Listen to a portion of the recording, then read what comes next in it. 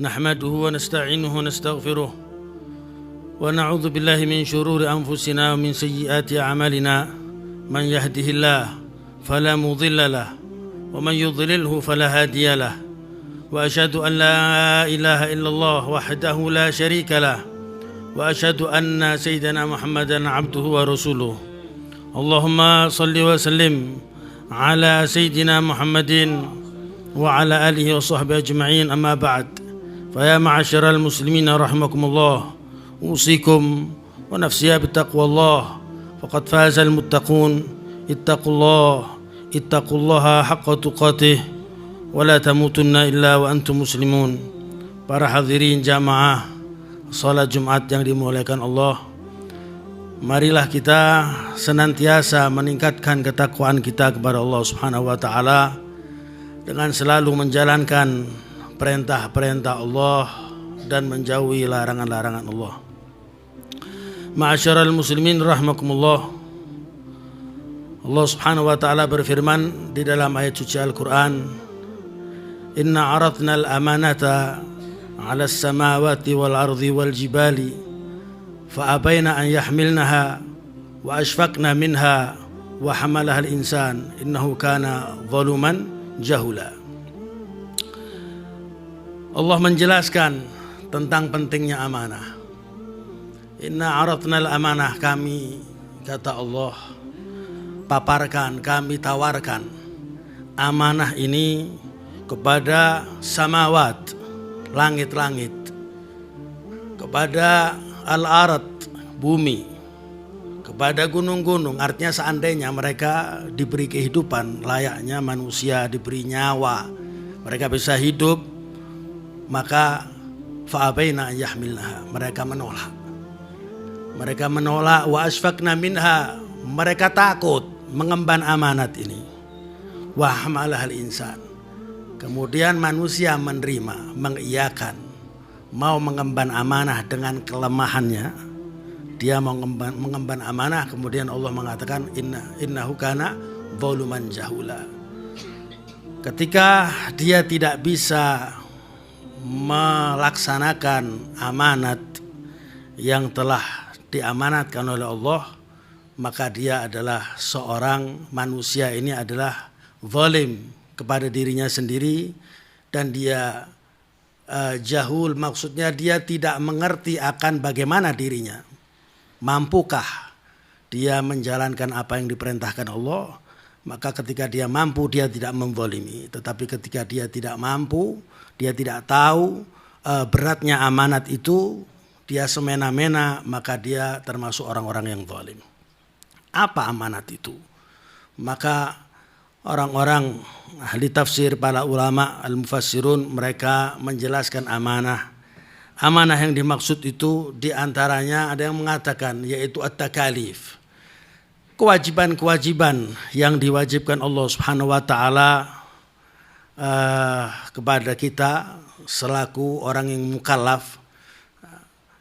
Diwajibkan oleh Allah Subhanahu wa taala salat, diwajibkan zakat, diwajibkan puasa, dan hal-hal yang lain yang diwajibkan Allah. Itulah amanah.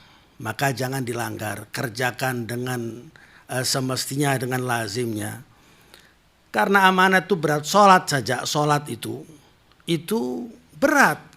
Walaupun surahnya, bentuknya, salat itu ya mudah. Kita takbiratul ihram, niat, ruku, sujud, selesailah salat itu sampai salam. Tetapi hakikat salat itu berat. Allah sendiri mengatakan salat itu berat. Allah Subhanahu wa taala berfirman, "Wasta'inu bis-sabri was-shalah wa innaha lakabiratun." Ay thaqilah. Salat itu berat, illa 'alal khashiin, kecuali bagi orang-orang yang khasyik. Salat itu berat. Allah yang mengatakan innaha lakabiratun, thaqilah, berat salat itu. Salat yang berat itu maksudnya bagaimana? Salat yang semestinya, salat yang seharusnya kita melakukan salat seperti itu.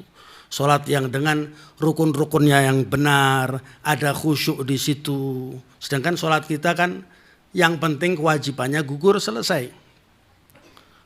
Saya pribadi seperti itu.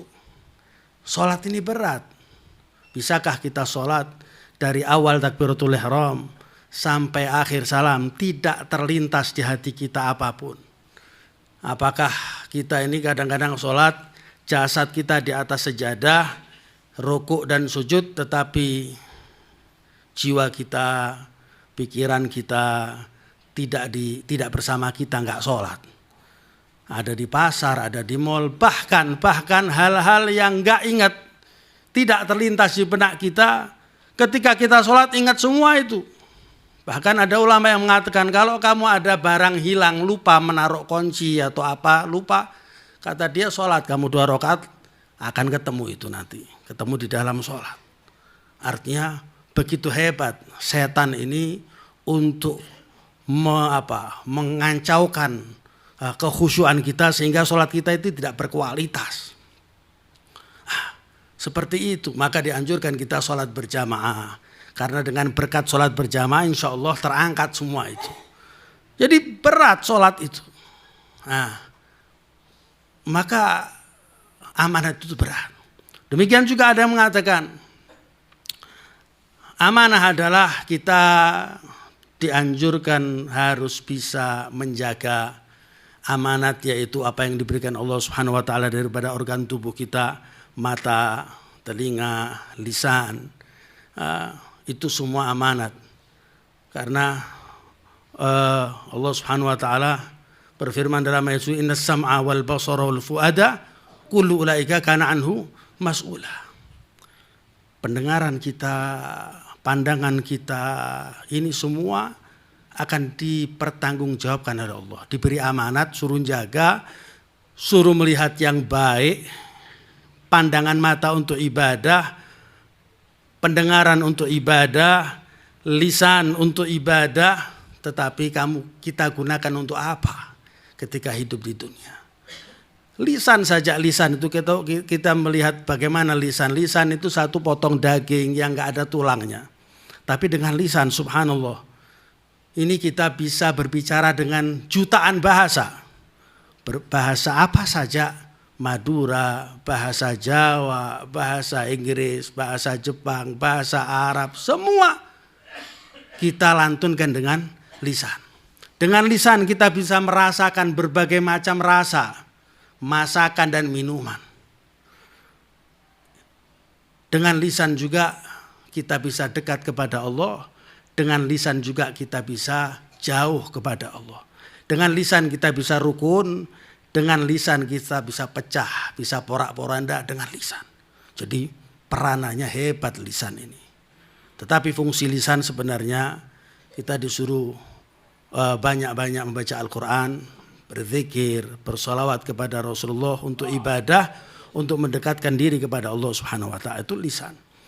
Sehingga ketika kita bisa menjaga lisan kita kita jaga, bertutur kata yang baik, tidak menyakitkan hati orang, enggak kasar, enggak tengkar terus, omongannya jorok. Kita bisa beromong yang baik. Kalau kita berbicara, hati orang senang. Kalau kita berbicara, hati orang dingin mendengarkannya. Kalau kita berbicara ada manfaatnya. Manfaat baik pun duniawiyah atau manfaat ukhrawiyah. Kalau enggak ada perlunya, diam saja, enggak usah bicara, lebih selamat. Allah Subhanahu wa taala berfirman dalam ayat suci Al-Qur'an tentang tutur kata yang baik ini. Allah berfirman apa? Ya ayyuhalladzina amanu taqullaha wa qulu qawlan sadida. Ya ayyuhalladzina amanu, wahai orang-orang yang beriman, ittaqullah, bertakwalah, takut sama Allah. Wa qulu, dan ucapkan tutur kata qawlan sadida, ucapan yang baik, ucapan yang menyenangkan hati, ucapan yang bermanfaat. Allah menjanjikan apa? Ketika kita bisa bertutur kata yang baik, lemah lembut, mengajak orang ke jalan Allah dan lain sebagainya. Qulu qawlan sadida, Allah mengatakan balasannya yuslih lakum a'malakum. Amal-amal kalian yang enggak beres akan lambat laun akan dibenahi oleh Allah tanpa kita terasa, akan menjadi benar. Yang asalnya jarang sholat berjamaah, lama-lama akan sholat berjamaah. Yang asalnya kerjaannya enggak karu-karuan, akhirnya bisa rapi, bisa bagus lagi, kehidupannya tertata bagus. Faktornya cuma menjaga lisan. Enggak cukup itu, Allah mengatakan yuslih lakum a'malakum wa yaghfir lakum dzunubakum. Diampuni dosanya oleh Allah Subhanahu wa taala. Ini janji Allah, enggak mungkin enggak. Kalau Allah yang janji, ini bukan janjinya makhluk, janjinya Sang Khalik. Wa yaghfir lakum dzunubakum. Kemudian Allah mengatakan wa man yuti'illah wa rasulah. Siapa yang taat sama Allah dan Rasulnya tentang lisan tadi ini, menjaga lisan tadi itu, bertutur kata yang baik, bertakwa. Wa man yuti'illah faqad faza fauzan 'azima. Benar-benar akan sukses dengan kesuksesan yang mutlak orang itu. Maka itulah amanah. Maka marilah kita jaga amanat yang diberikan Allah Subhanahu wa taala kepada kita, lisan, kemudian mata kita, telinga kita, semua amanat ini harus kita tunaikan dengan baik sehingga kita selamat nantinya di dunia dan juga selamat nanti di alam barzah, selamat juga nanti di akhirat. In ahsanal kalam Allahil malikil alam. Allah Subhanahu wa taala yaqulu biqawli yahtadil muhtadun. وإذا قرئ القرآن فاستمعوا له وأنصتوا لعلكم ترحمون. أعوذ بالله من الشيطان الرجيم. بسم الله الرحمن الرحيم. والعصر إن الإنسان لفي خسر إلا الذين آمنوا وعملوا الصالحات وتواصوا بالحق وتواصوا بالصبر. بارك الله لي ولكم في القرآن الكريم ونفعني وإياكم بما فيه من الآيات والذكر الحكيم وتقبل مني ومنكم تلاوته إنه هو السميع العليم. أقول قولي هذا وأستغفر الله لي ولكم واستغفروا من كل ذنب إنه هو الغفور الرحيم.